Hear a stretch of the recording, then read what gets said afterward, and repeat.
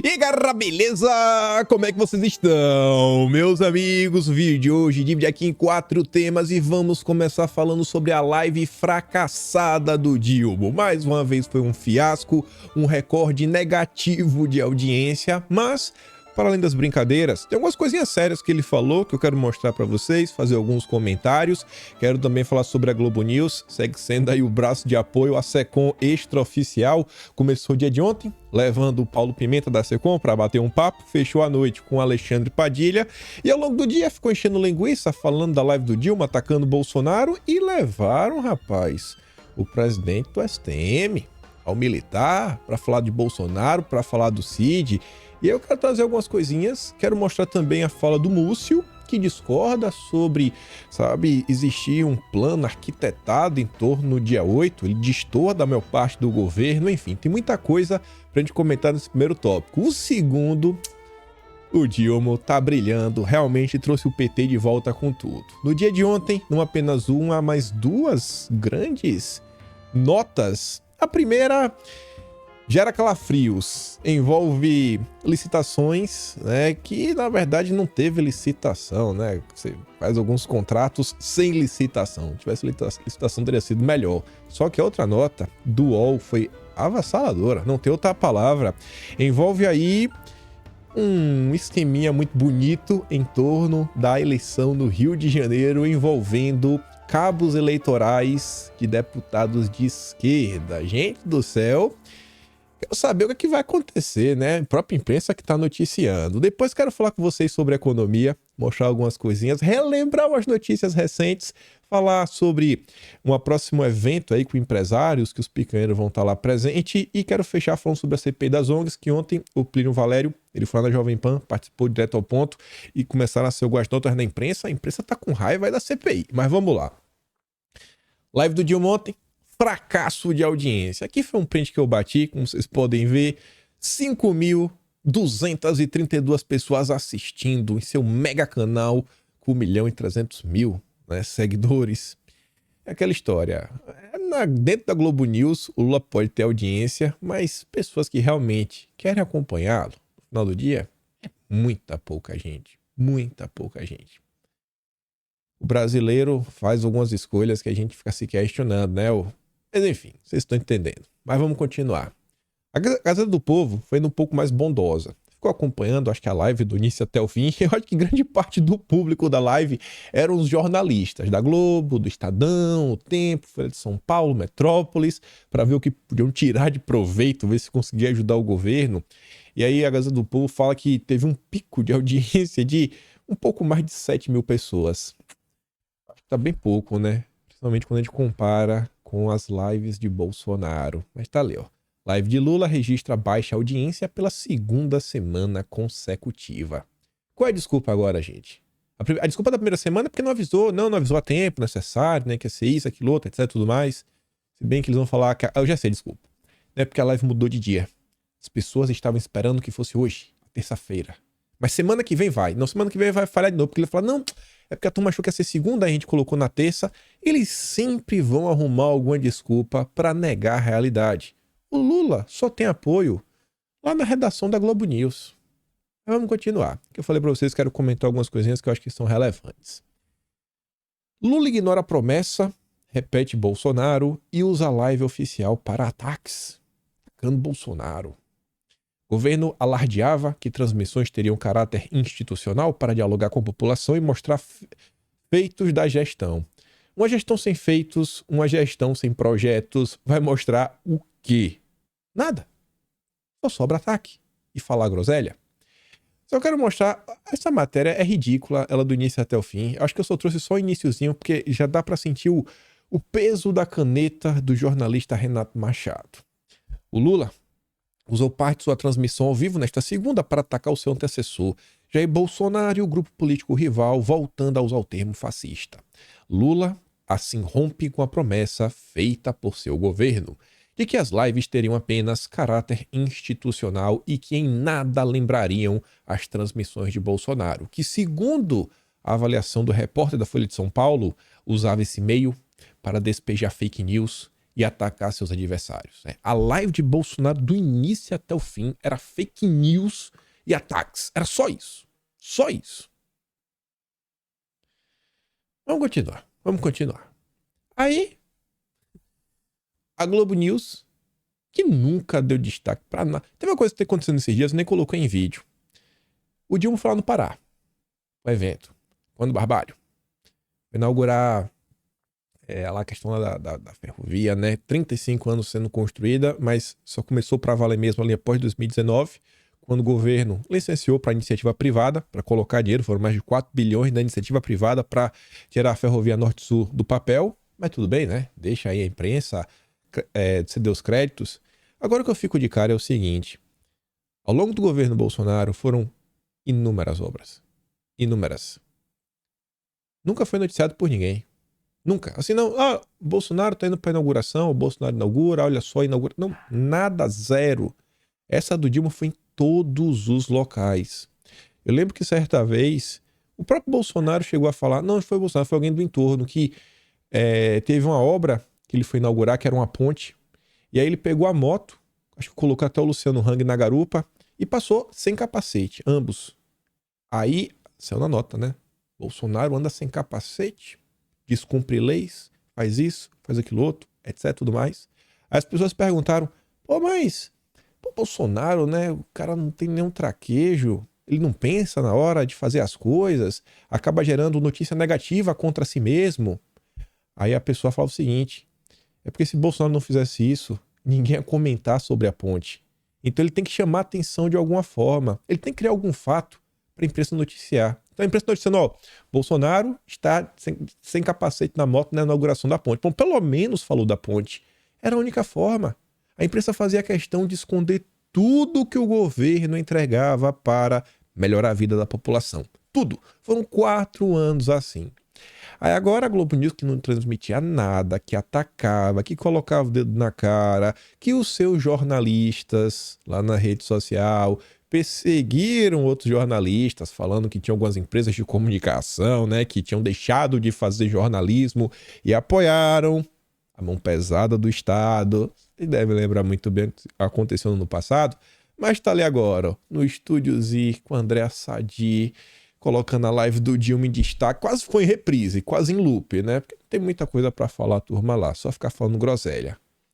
Já está provado que eles tentaram dar um golpe e coordenado pelo ex-presidente Bolsonaro, que agora tenta negar, declarou Lula durante transmissão ao vivo, acerca das investigações dos atos golpistas de 8 de janeiro. Quem tiver culpa no cartório vai pagar. E a Globo, óbvio, fez questão de colocar, vender a ideia, Bolsonaro isso, Bolsonaro aquilo outro.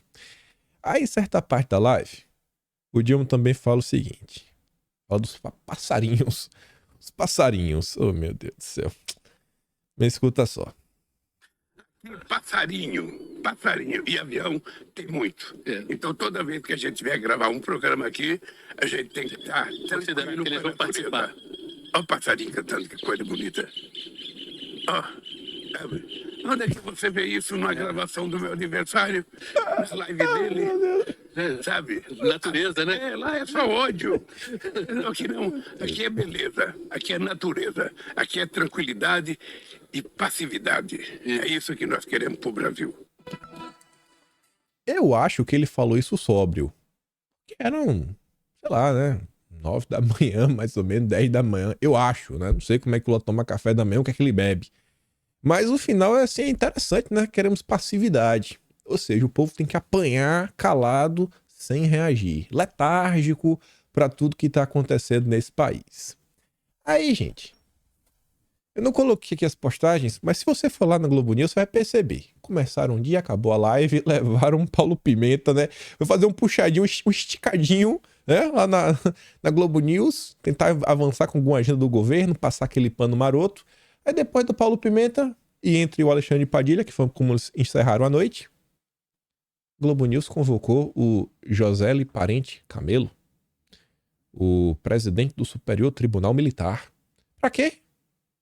Pra se pronunciar nos autos? Não, porque se fosse pra se pronunciar nos autos, né, ele tava lá fazendo o trabalho dele. Não, pra brilhar na TV. Veja só como são as coisas. Será que a vida, assim, Acho que está se provando ao longo do tempo que um judiciário que anda dos holofotes, dando entrevistas, normalmente não ajuda. Lá estava ele, né? A Globo News é a casa do petismo. Lá foi ele falar sobre a situação do Cid, o ex-ajudante de ordens de Bolsonaro. Aí eu quero mostrar aqui algumas falas. Uma delas ele fala o seguinte: o presidente do STM afirma que a participação de militares na política foi muito incentivada por Bolsonaro e comenta: isso nós vimos que não é salutar para a nossa democracia, não foi bom. Acabou, de certa forma, levando um certo contágio para militares que estavam na ativa. Bom, será que a participação também de militares em programas de TV, ainda mais quando é o presidente do Superior Tribunal Militar, é de bom grado? Será que antes de apontar o dedo para os outros, o senhor grande, general, sensacional, não deveria fazer uma reflexão interna sobre o próprio papel dele? Também é interessante essa turma que tanto fala, né? O amor pela farda, pela pátria, pelos valores, estarem tão incomodadas com o fato que Bolsonaro abriu espaço na estrutura, né, de país para os militares. O que é que teria demais, né? Talvez não sejam civis. Não, não são civis, né? São militares, eles têm funções diferentes. Talvez ele ficou chateado porque não foi convidado. Aí depois, abre aspas. Realmente, os indícios de golpe houve, foram fortes. Diz o presidente do Superior Tribunal Militar. Essa eu achei engraçado para o seguinte, né? José Lee Parente Camelo ele explica o que pode acontecer com Mauro Cid, investigado por envolvimento nos atos golpistas, e a afirmação que a situação dele ainda terá longo caminho. Ele tem que explicar. Ele deveria estar se preservando o próprio Tribunal Superior Militar, o Superior Tribunal Militar, de todo esse caso, tentar fazer um julgamento extremamente técnico, principalmente porque é um caso de grande repercussão e que pode levar à polarização do país. Ele que vem se mostrando tão preocupado, a forma como as pessoas enxergam os militares, o que Bolsonaro fez, não fica parecendo uma certa hipocrisia? Mas Globo News, né? O general. E aí, talvez você não lembre, mas eu lembro porque tá no Atlas de março. 16 de março, a UOL postou um vídeo. Quem for assinante, vai lá no Atlas de março, coloca lá STM, você acha fácil daqui. Se você dá um clique na imagem, né, pelo celular ou pelo computador, se você não tiver impresso, tem algumas pessoas que estão imprimindo Atlas. Eu tenho uma foto para mostrar para vocês hoje. Mas você pode clicar lá e rever o vídeo, né, com seus próprios olhos. O nosso glorioso presidente do Superior Militar, Tribunal Militar, ao lado do Dilma, ao lado do Pacheco.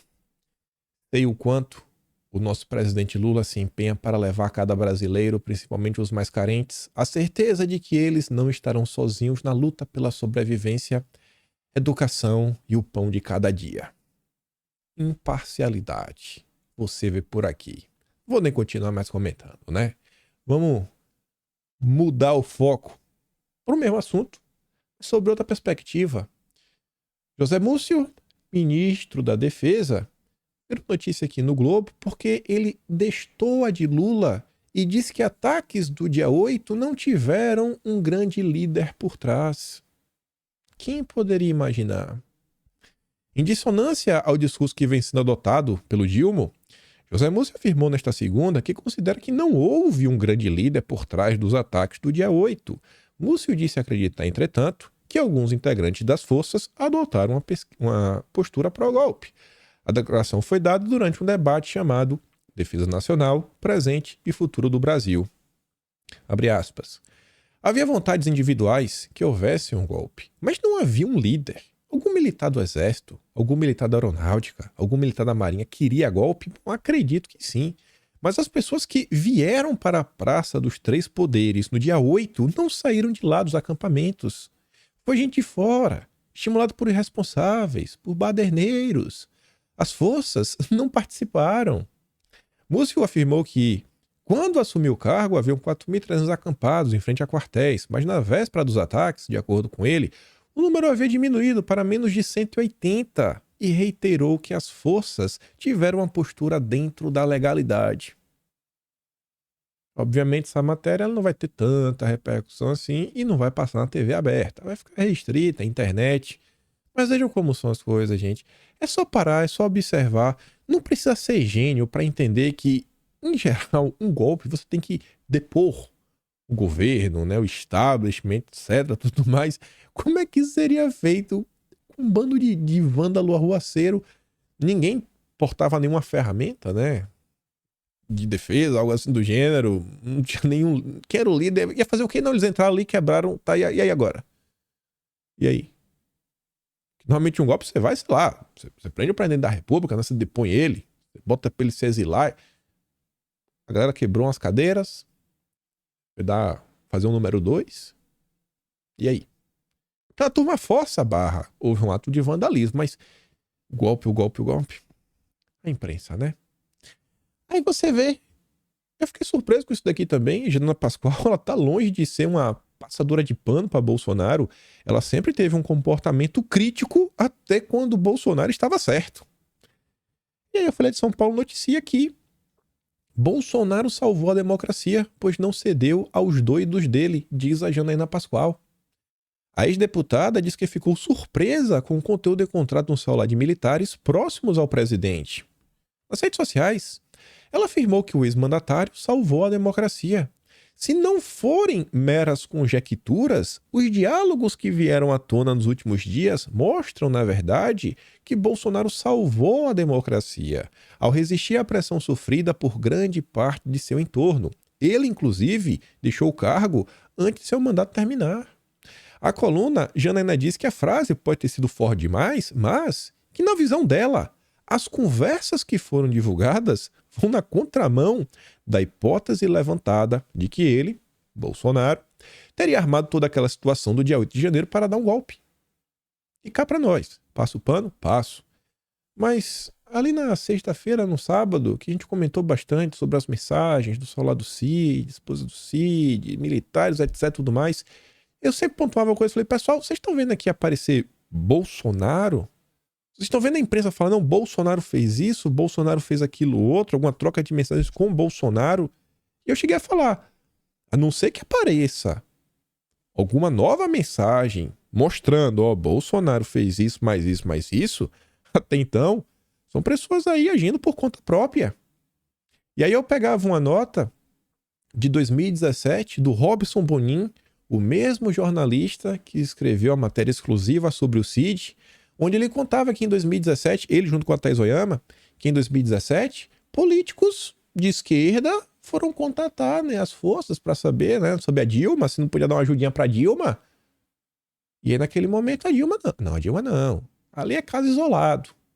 Nesse mesmo vídeo eu trazia uma nota mostrando que as Forças Armadas, me lembro, não, isso aqui, essa opinião não representa o pensamento das forças como um todo.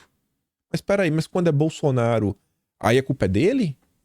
Se tiver uma pessoa perto da Dilma, do partido dela, político próximo que vai, que se move, faz um questionamento, não, a Dilma não tem envolvimento. Aí você pega os militares, faz uma coisa ou outra, não, as forças não têm nenhum envolvimento. Mas se alguém próximo a Bolsonaro fez algo, aí a culpa é de Bolsonaro. A imprensa se contradiz o tempo inteiro. A gente sabe disso, mas eu não canso de repetir. Voltando para a live do Dilma, teve outra coisa que ele falou, e isso daqui tem conexão, inclusive, com o que ele vai fazer ao longo dessa semana. Ele tá indo, foi, né, hoje, na verdade no final da noite de ontem, se encontrar com o Macron. Escuta só isso daqui. Cadê? Quando o cidadão quer cortar uma árvore que tem 300 anos de vida, uma árvore que não pertence a mim, não pertence a você, não pertence a ninguém, é uma árvore do mundo, do planeta, ou seja, é uma árvore do mundo, do planeta, ou seja, é uma árvore do mundo, do planeta, ou seja, é uma árvore do mundo, do planeta. Eu coloquei em loop para repetir. Acho que 2 dias atrás eu comentei sobre o vídeo do Dilma, que foi um recorde do Metrópolis, que eu falei, ó, pessoal, o áudio tá ruim, mas olha o que o Dilma tá falando. Ele tá falando que não pode cortar. Que essa árvore não é minha, né? Nossa, essa árvore era, sei lá, da humanidade. E eu questionava, será que não existe soberania na Amazônia? E aí talvez alguém pensou, pô, isso aqui talvez foi um deslize.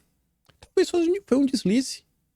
O Lula repetiu o mesmo argumento em alto e bom som em sua live para o Brasil.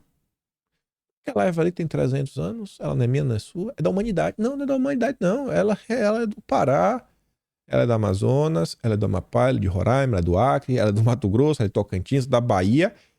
Pelo amor de Deus, né, Dilma? Pelo amor de Deus, né? Essa árvore tem dono. E é o Brasil. Não é da humanidade. Esse discurso, ele tá cada dia mais perigoso e cada dia fazendo mais e mais acenos pro exterior. Essa daqui, uma fala como essa, Deus, soa como música no ouvido do Biden. E o Macron, que o Lula vai se entregar, meu Deus. O Macron deve ter ligado ontem, podia falar, Dilma, peraí, pô. Não faz isso comigo não, que eu não aguento. Sou casado. Não faz isso não. Meu Deus, tu vai acabar com o meu casamento desse jeito? Tô ficando apaixonado por você. Já vou mandar até separar aqui um aguil pra gente comer, né? Uma carne de primeira, diferenciada, que depois dessa é quase uma declaração de amor. A árvore da humanidade, do planeta, não é mais da Amazônia? Mas vamos continuar. Aí tá ali, né? Veja como isso aqui é engraçado. Dilma, chefe de Estado, vai na Itália, vai em Roma, se encontrar com a chefe do Estado. Não. Vai encontrar com a Geórgia, não. Por quê? Porque ela é de direita. Ela é de direita e ele de esquerda. Então, ele que fala tanto que é amor, cooperação, deixar as diferenças de lado, vai deixar de visitar uma chefe de Estado porque ela não é da mesma ideologia dele? Quem poderia imaginar? Lula, em seguida, viaja a Paris para participar de uma cúpula sobre o financiamento global. Isso aqui é importantíssimo. Está se discutindo um novo pacto global verde. Verde. O verde é o novo vermelho. Aquele vermelho clássico do comunismo virou verde. Esverdeou. Perdeu tinta. Do qual deve discussão no encerramento. Ele também vai ter um almoço com Macron.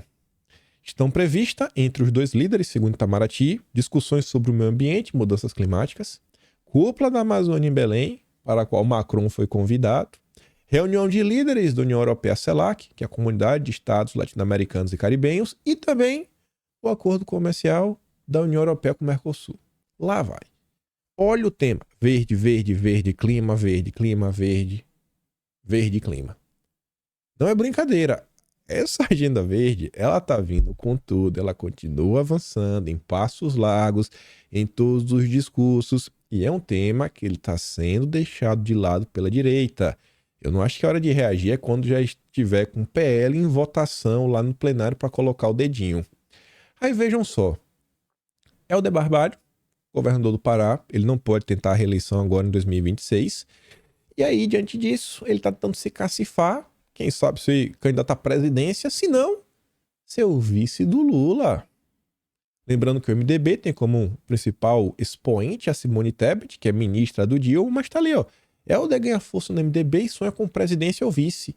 E como que o Helder Barbalho quer se catapultar para uma posição de destaque, para poder bater no peito e falar: eu sou candidato do partido em 2026?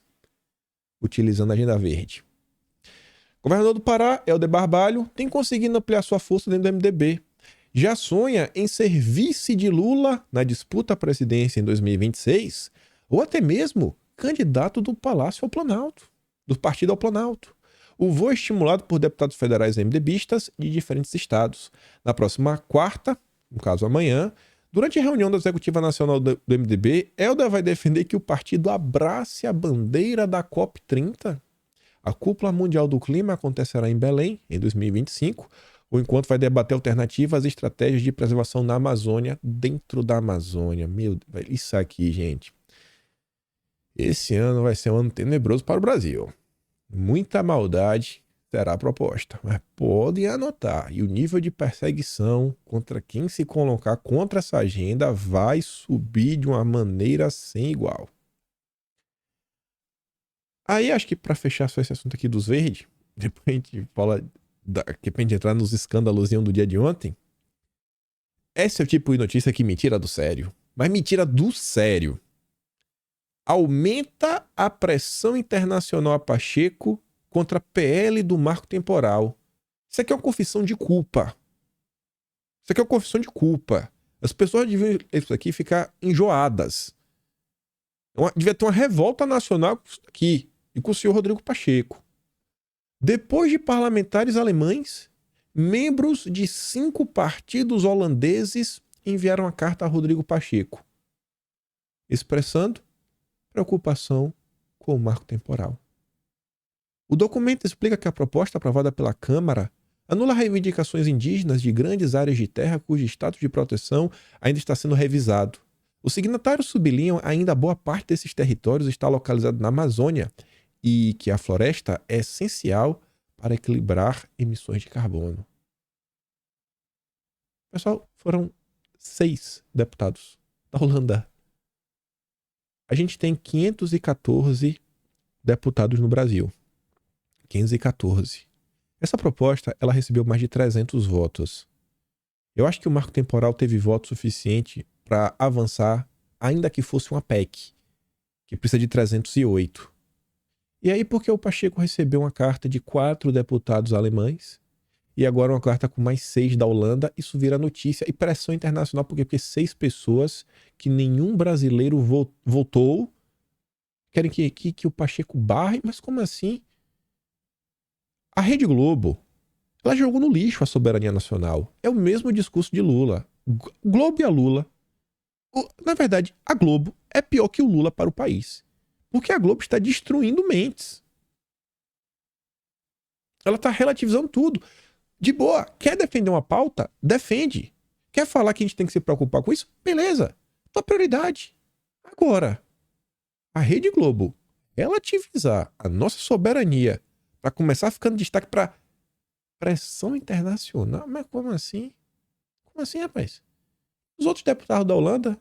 E se a gente for fazer uma pesquisa e descobrir que, sei lá, a Holanda tem 50 deputados, 100 deputados, e tem a mesma quantidade, sei lá, que sejam 6, que estão extremamente incomodados de ver seus deputados interferirem em negócios de outros países. Isso vai sair notícia também? Então, assim, é peça de propaganda atrás peça de propaganda. E sempre contra os interesses da nação. Pelo menos os interesses do desenvolvimento econômico do país. Mas tudo bem, né? Vindo da Globo, não tem como ser algo diferente. E vamos continuar. Mais uma vez, o ministro do Alcolumbre, Valdez Góes, aparecem em matérias capciosas, falando que o Ministério de Lula gasta 510 milhões, 97% do total, sem licitação. E não é a primeira vez que aparece uma notícia sobre sem licitação ligada ao Valdez Góes. Quem pegar o Atlas, tô na dúvida agora se é o de abril ou é o de março. Vai encontrar... Era pra eu ter colocado notícia aqui. Não sei porque eu não coloquei. Gente, 97%. Eu entendo, né? Gastar sem licitação, mas 97%? Não tá um pouquinho demais, não? Proporcionalmente? Mas é isso que a matéria do Petrônio Viana informa. Ó. De todas as despesas registradas pelo Ministério da Integração e Desenvolvimento Regional, nos primeiros 6 meses do governo, quase 97% foram gastos sem licitação. Entre janeiro e junho deste ano, a pasta soma mais de R$500 bilhão em despesas.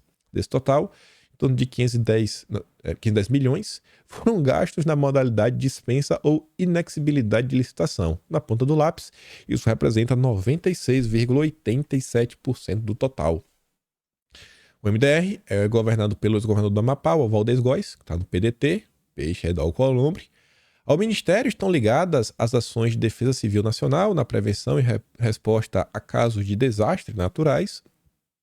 O MDR está em terceiro lugar em gastos sem licitação nos primeiros 6 meses do governo Lula. Primeiro lugar, e aí disparado, Ministério da Saúde. Quase 4,4 bilhões sem licitação. Né? 4 bilhões 399 milhões. 4,4 bi. O Ministério da Defesa aparece em segundo lugar com 2 bilhões e 14 milhões. Estranho, né? Muito estranho. Só não é mais estranho do que essa nota. Rapaz, é um negócio assim que é escabroso. A UERJ, universidade, né? E que a turma diz que não tem doutrinação, que não tem domínio da esquerda. Mas segundo aqui o UOL, A UERJ pagou R$789 mil a 73 cabos eleitorais de candidatos da esquerda. Eita, doeu, né? Botar ali a palavra esquerda. O sonho deles era poder escrever Bolsonaro, mas hoje não. Os 73 cabos eleitorais identificados pelo UOL nas folhas secretas trabalharam para políticos do PT, do PV, PSB, PCdoB, PSOL e PDT. Parabéns! Eles receberam ao todo R$789 mil entre dezembro de 2021 e agosto de 2022. A maior parte dos 73 cabos eleitorais trabalhou para candidatos do PT. Do PT, não PT, sempre na frente, rapaz. A deputado que fizeram campanha ao lado de Ricardo Lodge, que é o, olha só, ex-reitor da instituição de ensino. Ele disputou pelo partido uma vaga à Câmara dos Deputados. O UOL já mostrou que a UERJ pagou R$433 mil à família do coordenador da campanha eleitoral do Lodge. Faz o L. O UOL também identificou nas folhas secretas o vice-presidente do PT do Rio e a esposa dele, com remuneração de R$15 mil por mês. Quem é Ricardo Lodge? Bom, foi reitor da UERJ de janeiro de 2020 a março de 2022, quando se afastou para se dedicar à candidatura. Ele não foi eleito deputado federal, mas ficou como suplente. Lodge atuou como advogado da ex-presidente Dilma Rousseff, do PT, no processo de impeachment. Os projetos da UERJ com folhas secretas cresceram sob a gestão de Lodge com dinheiro do governo de Cláudio Castro. Lodge nega ter usado projetos da universidade para viabilizar sua campanha e os candidatos refutam influência nas contratações de cabos eleitorais pela universidade. A UERJ disse desconhecer o uso do projeto por aliados de Lodge e prometeu que vai apurar as denúncias. Confia. E aqui tá a tabelinha, ó. Candidato, qual cargo que disputou, qual partido, cabos eleitorais contratados em projeto da UERJ. Abílio Pedra, do PV, 11 cabos. Wesley Teixeira, PSB, 10. Cauã Lopes, PT, 7. Letícia Florencio, do PT, 7. Enfermeira Rejane, PCdoB, 6.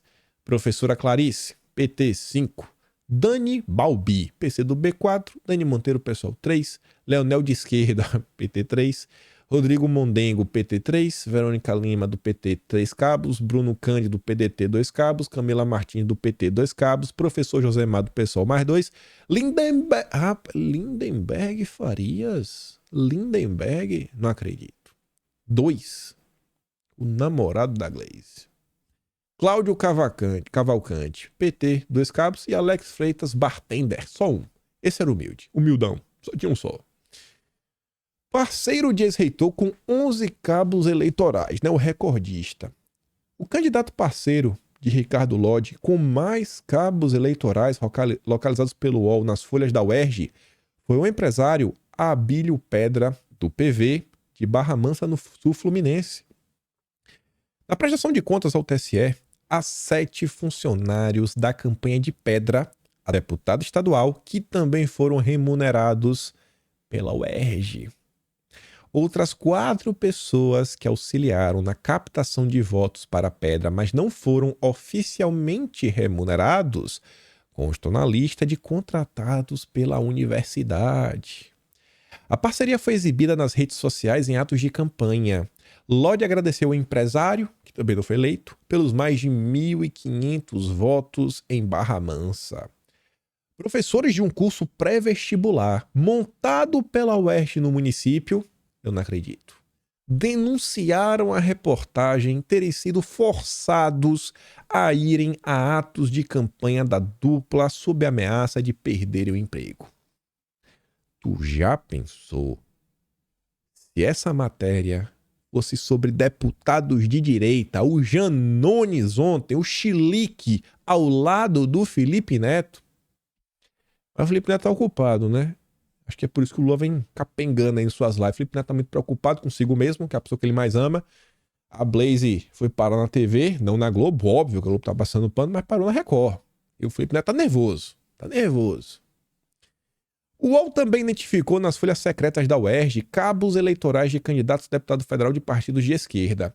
Edir Jorge Rudim Thompson, vice-presidente estadual do PT, e sua esposa, Elizabeth Ferreira Thompson, receberam juntos R$60 mil da UERJ em julho e agosto.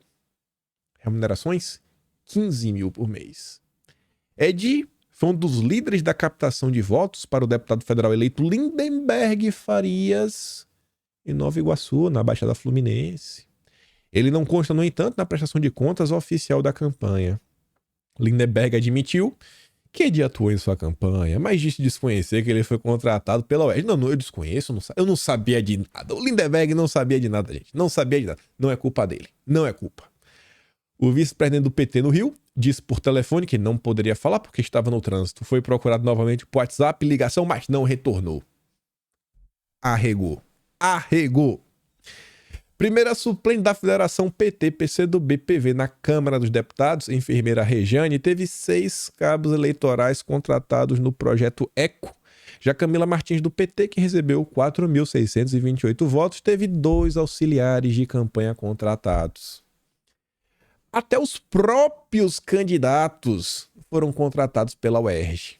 Ao menos 2 candidatos a deputado estadual do PT do Lula receberam da universidade. Aliados do ex-reitor, eles não foram eleitos. O ator e produtor cultural Cauane Pedrosa Lopes Tomé, conhecido como Cauã Lopes, recebeu ao menos R$35 mil da UERJ entre fevereiro e agosto do ano passado. Outros 6 cabos eleitorais de sua campanha foram contratados pelo projeto ECO. Cauã, olha só, foi procurado por e-mail, por meio de seu perfil no Instagram, mas não quis se manifestar. Quis ficar quieto. Outro caso é de Alex Freitas de Oliveira, o Alex Freitas Bartender, também do PT, candidato nanico, 487 votos. Ele foi o principal cabo eleitoral de Ricardo Lodge em Pedra de Guaratiba, na zona oeste do Rio. Bartender, olha só, recebeu da UERJ ao menos 3 pagamentos de R$2.500. Agora que é engraçado. Foi procurado pelo UOL, por telefone. Assim que foi explicado do que se tratava, né, que era uma reportagem sobre contratados pela universidade, ficou em silêncio. Depois, não atendeu a ligação. O bartender, olha só, a gente tá fazendo aqui a matéria, né? Folha secreta, contratado na UERJ. Alô? Bartender? Pi.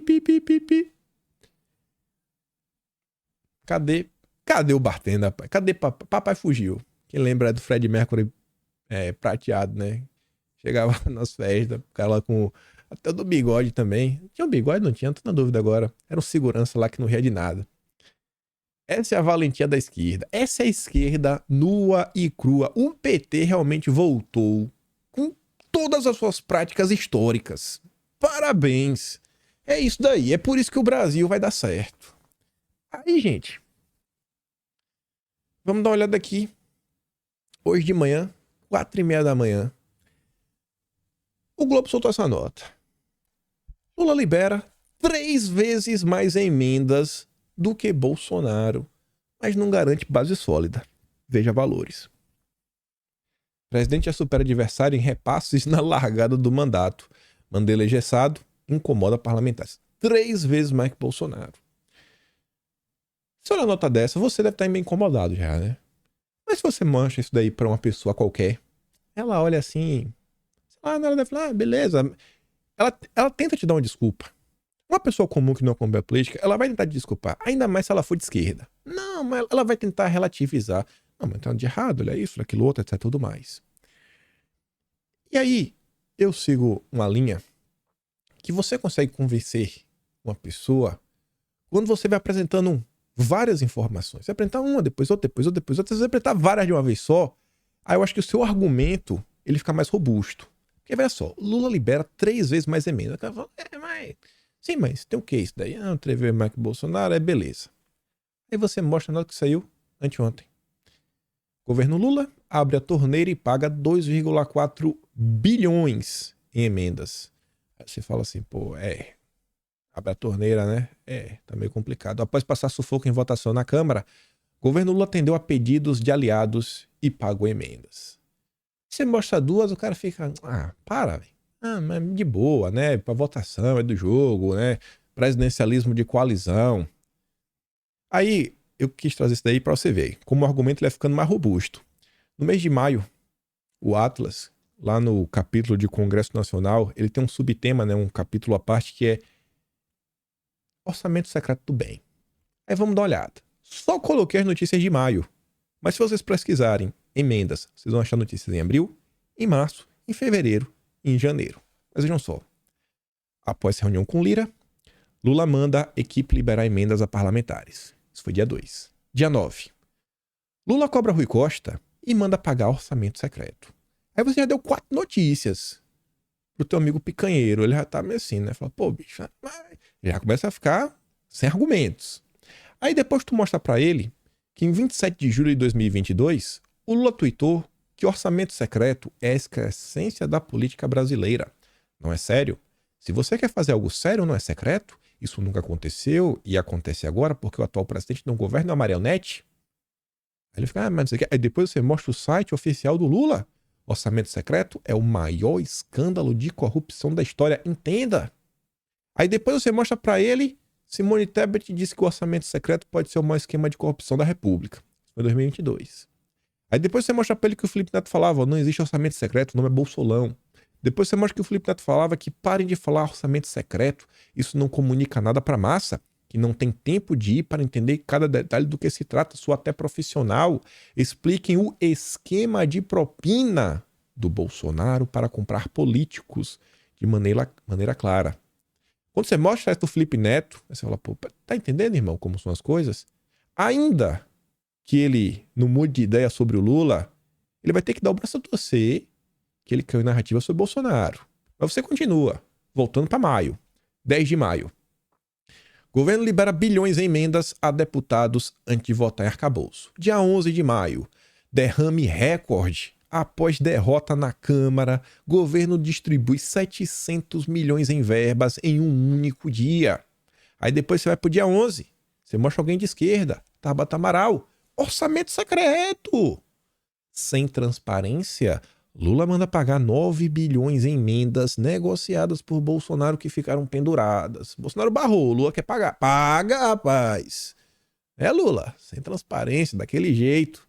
Aí até a Tabata Amaral diz, o que é orçamento secreto na prática? É uma emenda do ministro Juscelino Filho virar uma obra superfaturada de baixa qualidade que empurra água da chuva para dentro das casas. Não importa de qual governo estamos falando, essa institucionalização da corrupção precisa acabar. Aí teu amigo agora já ficou balançado. Porque se fosse só a notícia do Globo, o cara olhava, não. Aí tu bota do Metrópolis. Aí depois tu traz de maio.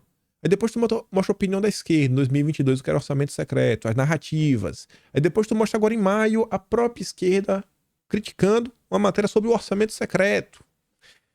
11 de maio também, Padilha diz que Lula paga mais emendas que Bolsonaro e que não se pode criminalizar política.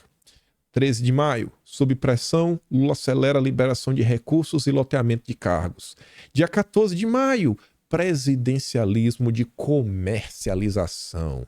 O Estadão escrevia na época um editorial para criticar o que estava sendo feito. A reciclagem do orçamento secreto para garantir apoio de projetos ruins em troca de gastos ruins, expõe a hipocrisia de Lula e derruba os mitos de grande articulador da Frente Ampla. Dia 22 de maio, governo autoriza a liberação de 1,2 bilhões em emendas em meio à pressão no Congresso. Dia 25 de maio, Lula libera 1 bilhão no dia do arcabouço. Deputados admitem votar por verbas pelo Brasil, né?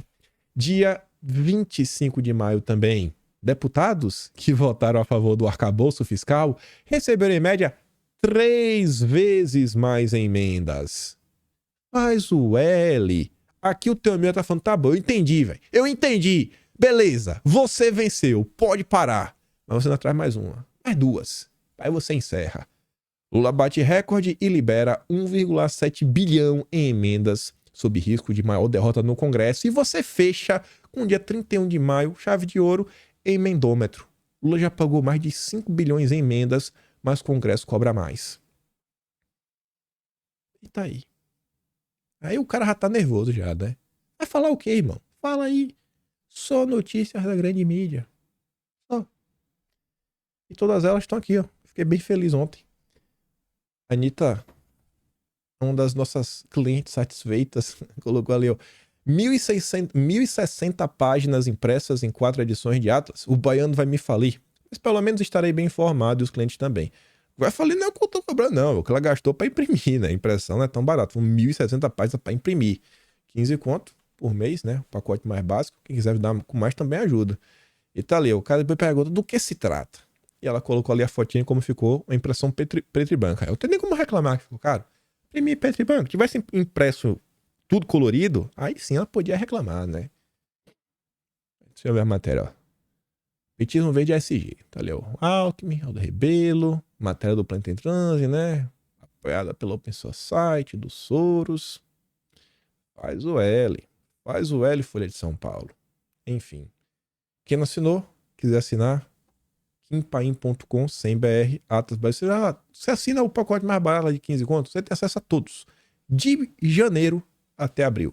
Tudo bonitinho, tudo interativo. Você clica e você é redirecionado, seja para notícia, seja para o post, seja para o vídeo.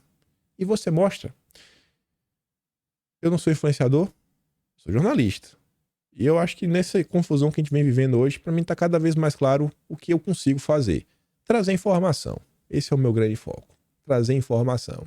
Imagina, eu fico pensando, daqui a um ano, quando tiver 12 edições, pegar um tópico, sei lá, meio ambiente, congresso, economia, aí pegar todas as notícias sobre o mesmo assunto, sei lá, inflação, botar um atrás do outro, botar PIB, orçamento secreto, e a gente vê, né, a força do argumento pela própria imprensa noticiando o que está acontecendo.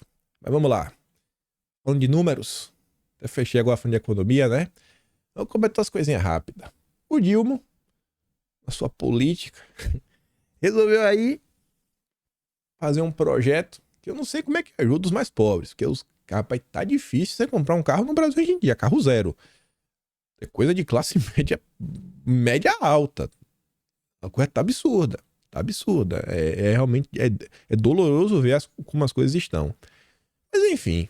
O programa para carro mais barato já consumiu 64% dos recursos em menos de 15 dias. E aí? Aí depois acabou o programa. E aí a demanda artificial que foi criada, ela vai baixar e vai baixar de vez. Que tem muita gente que quer comprar mês que vem, já antecipou, vai comprar nos próximos 6 meses, deu um salto de fé no escuro. E depois? A tendência é que as compras caiam assim de forma vertiginosa, porque tá todo mundo antecipando, todo mundo pagar o descontinho, todo mundo tá, até esse carro tá 120 mil, quem ia comprar carro novo. Será que essa medida, ela realmente vai ajudar o país em alguma coisa? Eu acho que não. Agora o que eu acho que realmente não vai ajudar é isso daqui. Eita, que essa pegou ontem. Que o PT ficou nervoso, o Choquinho entrou em campo para falar que é fake news, que o Lula não vai botar táxi no Pix, não vai ter imposto. Não, calma, vamos ver o que a imprensa tá contando. A imprensa não mente. Cobrança de tarifa Pix de clientes, pessoas jurídicas da Caixa, começa em 19 de julho. A Caixa Econômica confirmou que vai iniciar a cobrança de tarifa de Pix para quem for pessoa jurídica a partir de 19 de julho, nos moldes do que os outros bancos já fazem. Na nota enviada à imprensa, o Banco Público pontuou que não realiza a cobrança de PIX, né, das tarifas, se for pessoa física, ou seja, CPF, o MEI, microempreendedor, e beneficiários de programas sociais. Beleza, bacana, beleza. Mas vamos olhar outra nota. Essa daqui fica mais interessante. A Folha de São Paulo traz como é que vai ser a cobrança. Caixa vai cobrar tarifa no Pix de pessoa jurídica. Aí você fala, eu não sou pessoa jurídica, eu não estou preocupado. Calma lá. Calma que teu McDonald's pode começar a ser impactado.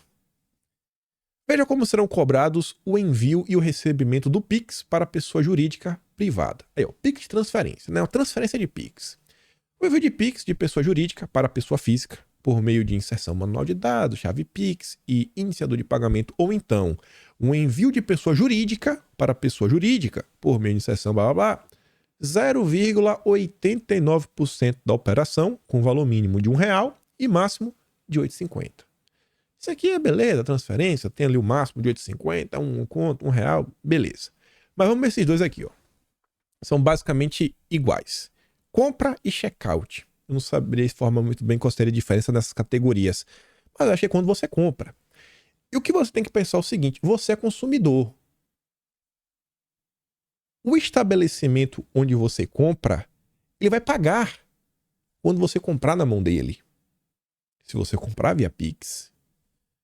Tá ali, ó. Pix compra. É receber um Pix em transações de pessoa física para jurídica. É o seu caso, você é pessoa física, você fez um Pix para uma loja, CNPJ, que não é MEI, vai ter que pagar a tarifa. 0,89%. Você fala, é menos de 1%. Calma, é menos de 1%, só que tem valor mínimo. R$1. E máximo 130. Aí veja só, gente. Imagina, isso daqui eu acho que pode impactar principalmente o setor de serviços. O cara que tem uma franquia, Cacau Show. Cacau Show deve ser caro, né? Mas vamos botar aqui, Cacau Show vende lá um chocolate de 20 conto. O cara te vende chocolate de 20 conto. Tu paga no Pix. R$1 que ele perdeu. Bateu no mínimo, R$1. Ou seja, o chocolate que ele tá te vendo de 20, que ele já tinha calculado lá um valor, que é ser o lucro dele, ele perdeu R$1 no lucro. E aí agora? Tu acha que o dono da Cacau Show, né? Tô falando que da McDonald's, o cara te vendeu um hambúrguer de 15 conto. Mas agora a McDonald's só tá recebendo 14. Ele vai ter que aumentar o preço, não? O McDonald's ele vai. Será que a McDonald's vai ser boa? Ele fala, não, pô, conversamos aqui com o Ronald McDonald e o Ronald McDonald falou que a gente vai segurar esse R$1. Porque a McDonald's é o hambúrguer da família brasileira. Tu acha que isso vai acontecer? Será que a população vai ser penalizada por essa decisão da Caixa? Seguir os outros bancos? Não foi por falta de aviso, né? Meu Deus, vamos fazer o L. Aí veja só. Mais um evento dos grandes empresários brasileiros para discutir o quê? Reforma tributária. Aqui tem um momento que vocês vão ficar um pouco meio chateados. Mas eu tenho que trazer alguns dados desoladores. Haddad, Pacheco e Lira vão se reunir com empresários para discutir reforma tributária. Né? O evento é organizado pelo CNI junto com Esfera Brasil. Além deles vai estar o AP, que é o coordenador da coisa toda, junto com o coordenador do grupo de trabalho na Câmara, o Reginaldo Lopes, do PT, e o relator na Câmara, o Agnaldo Ribeiro, fora o presidente da CNI, o Robson Braga de Andrade, e o conselheiro da CNI, Armando Monteiro. Tem ninguém da direita discutindo sobre isso. Ninguém, gente. Reforma tributária é um assunto que às vezes eu fico me perguntando, será que os deputados não estão preocupados com isso? Será que os próprios deputados não estão vendo que até eles e a família deles também vai gastar mais dinheiro?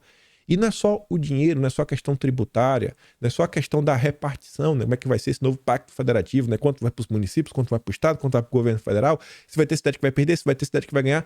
Para além disso, tem todos aqueles aspectos ideológicos nesta reforma, que era para ser uma reforma econômica e também uma reforma ideológica, que é o imposto do pecado e a justiça social tributária, né? Mulheres pagam mais imposto que os homens. A Thais Laura Tabata Amaral.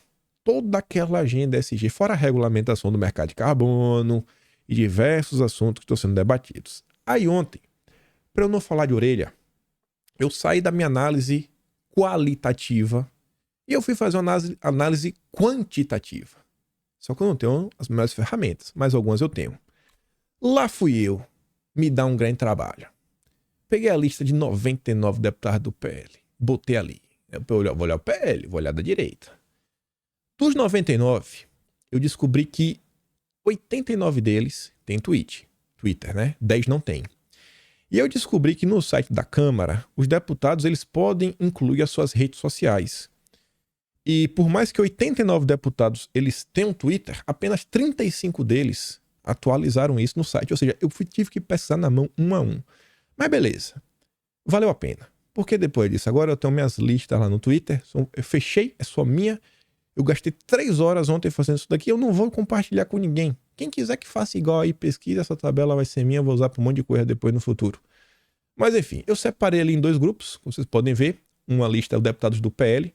Quem não sabe o que é lista, eu explico para você de forma bem fácil. Pensa o seguinte, quando você abre uma rede social, um Instagram, ele vai aparecer nas postagens para você de quem você segue. Às vezes aparece uma postagem extra. No Twitter, quem usa, você vê que aparece várias postagens, mas postagem aleatória. Aparece uma postagem de agora, depois uma postagem de 7 horas atrás, outra de 2 horas atrás. Não segue uma ordem cronológica.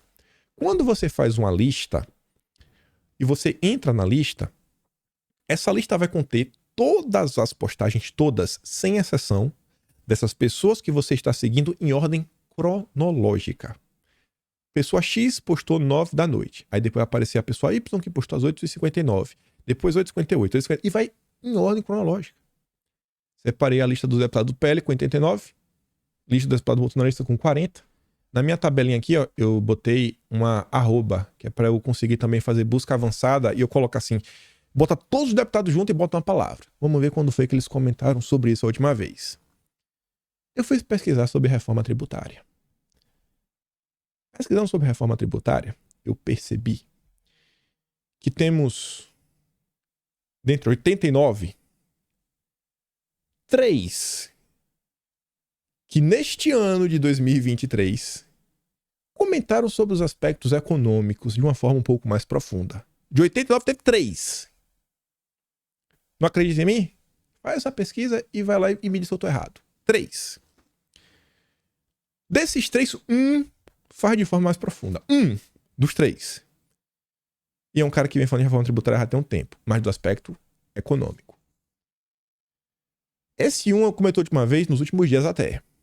Os outros 2 comentaram cada uma vez ao longo do ano. É de doer. Vida que segue. Aí, eu fui a outras coisas, não vou falar para deixar vocês ainda mais decepcionados.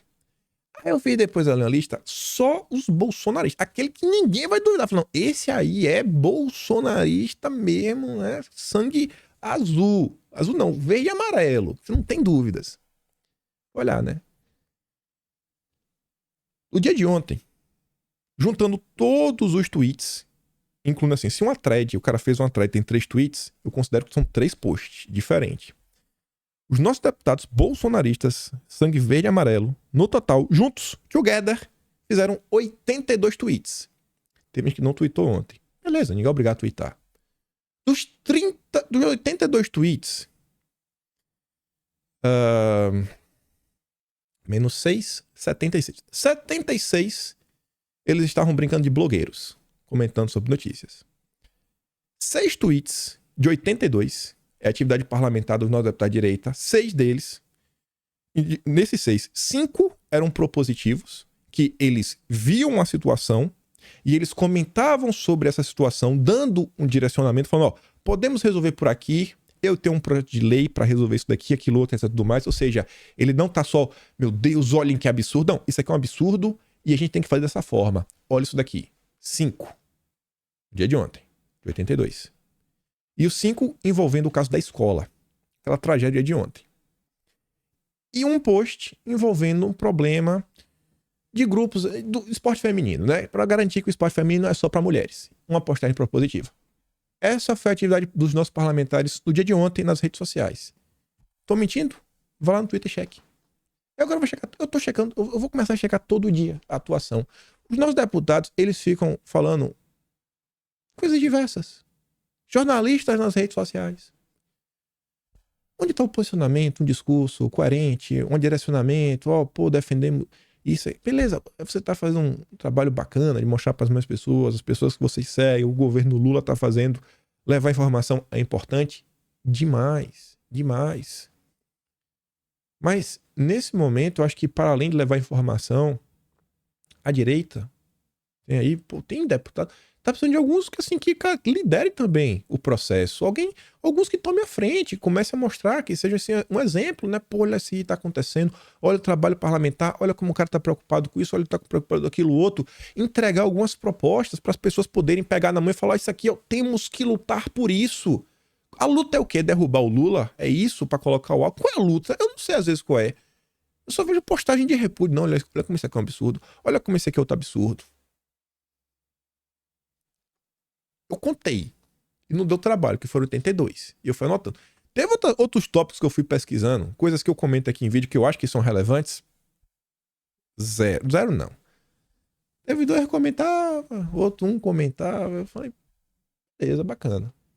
São os nossos deputados de direita. Então eu digo pra vocês, gente, reforma tributária pelo menos, vamos combinar que esse é um assunto importante, que a turma deveria prestar mais atenção, se jogar um pouquinho assim, no meio dessa discussão, porque vai impactar a vida de todo mundo. Caros deputados, procurem se informar sobre o cashback rosa, a justiça tributária social, a social tributária, né, como eu estou chamando.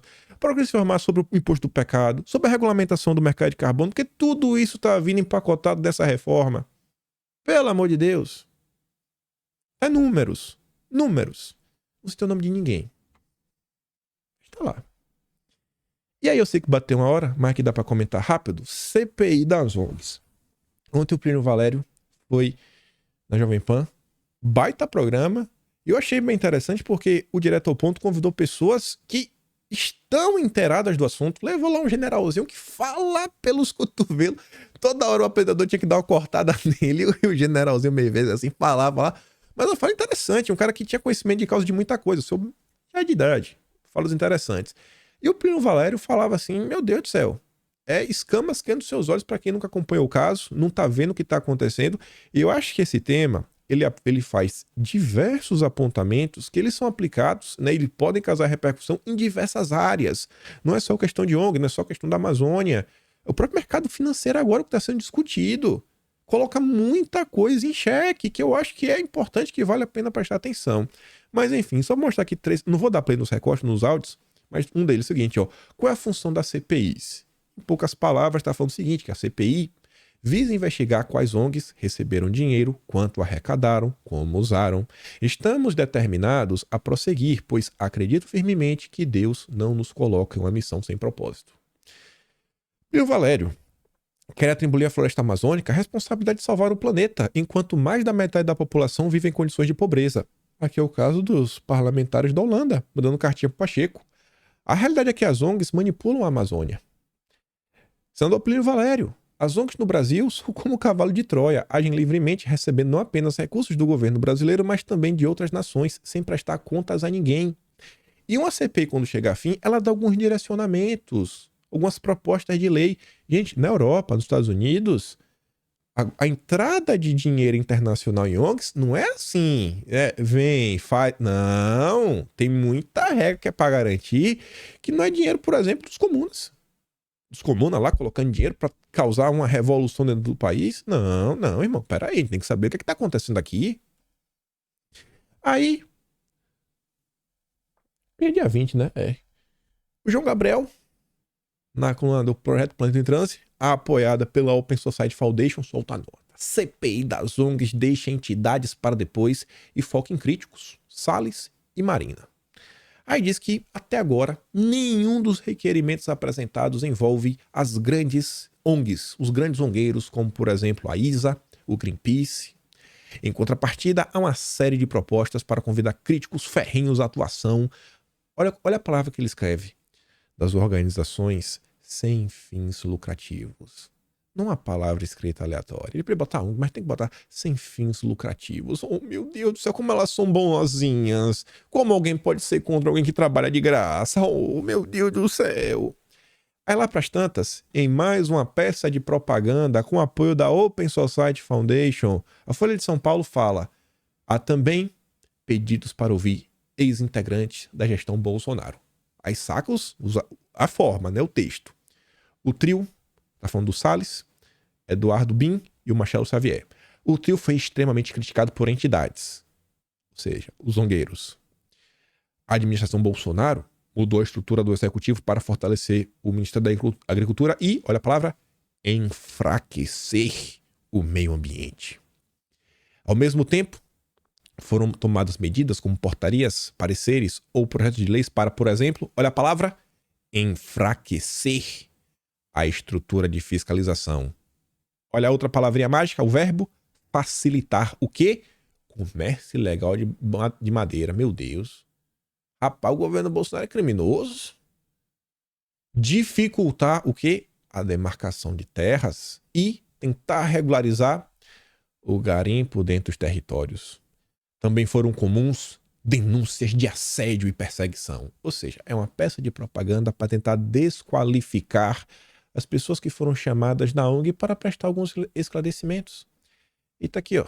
À esquerda tá ali bem pequenininho, que tem muito texto, etc. Tudo mais. Eu fiz o resuminho básico, botei mais na tabela no Excel.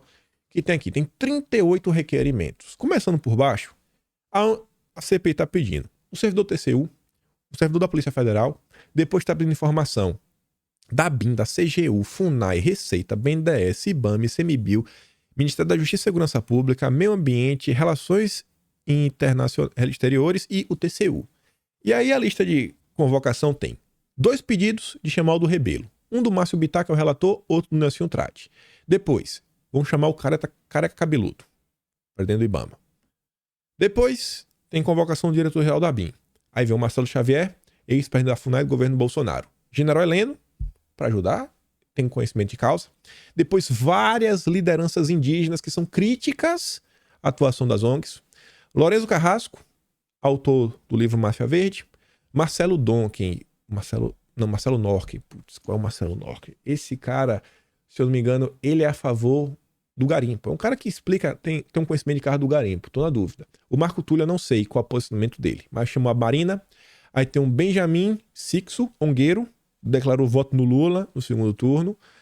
Evaristo de Miranda da Embrapa, é um cara que é a favor do agro. Eduardo Bin, ex-presidente do IBAMA na gestão Bolsonaro. Professor Luiz Hercílio, esse é o cara que colocou em xeque aquele estudo dos corais, né, que impediu a Petrobras de explorar a forra do Amazonas. Professor Maulion, esse cara é porreta, amigo do Ricardo Felício. Sabe quem é, né? Ricardo Felício. Ricardo Salles, Silva Wayampi, que é o deputado do PL, do Amapá, bate de frente com tudo que está acontecendo. Aí vem a Wapixana da FUNAI e depois o restante. Aqui tá os 38 primeiros pedidos. Vamos acompanhar, gente. Prestem atenção. Esse assunto ele é relevante. Eu sei que tem muita treta, eu sei que comentar do Lula mostrar também o que está acontecendo, mas não dá para esquecer. E depois faz o teste. Eu acompanho o Twitter. Não sei como são as outras redes, não tenho como acompanhar todas. No Twitter tem ferramentas que eu consigo quantificar algumas coisas. Cobrem dos deputados. Eles têm que deixar um pouquinho esse lado. Ele não precisa deixar de lado. Continua com esse lado informativo, mas mostra o seu trabalho, mostra para a população algumas causas, dá um direcionamento, fala que eu estou lutando por isso, coloca propostas propositivas. Então precisa de proposta. Digo, quando pensar em um projeto de país, tem que pensar na direita. Não adianta só a gente jogar pedra no Dilma, quando a gente olha para a turma dele e perguntar, mas qual é a proposta? Com certeza tem alguma. Não é possível que não tenha. Só está faltando divulgar. Divulguem, deputados. Sejam mais propositivos. E com isso eu termino por aqui. Vou mandar os vídeos do Dilma no Telegram. E se gosta do meu trabalho, passa no meu do canal. Tem um botão de valeu. Tem o Pedro na descrição. Tem Autos Brasileiro. Kimpen.com.br. E é isso.